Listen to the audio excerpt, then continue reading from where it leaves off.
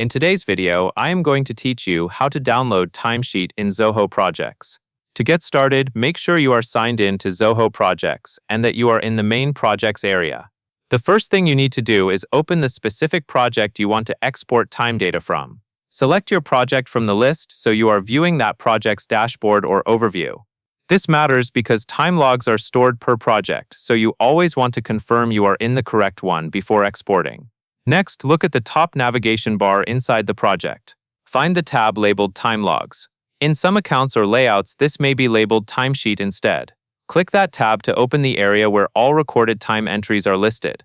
Give the page a moment to load, especially if your project has a large number of entries. Once you are on the Time Logs or Timesheet page, go to the upper right corner of the screen. You will see a More icon shown as 3 vertical dots.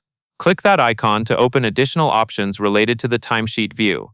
In the menu that appears, choose Export Time Logs.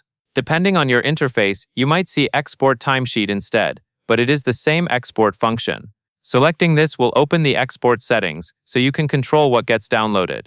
Now you will configure the export. Start by setting your date range. Choose the exact start and end dates you want included.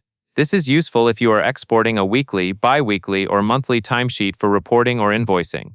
After that, choose your file format. Zoho Projects typically offers formats like XLS, CSV, or PDF.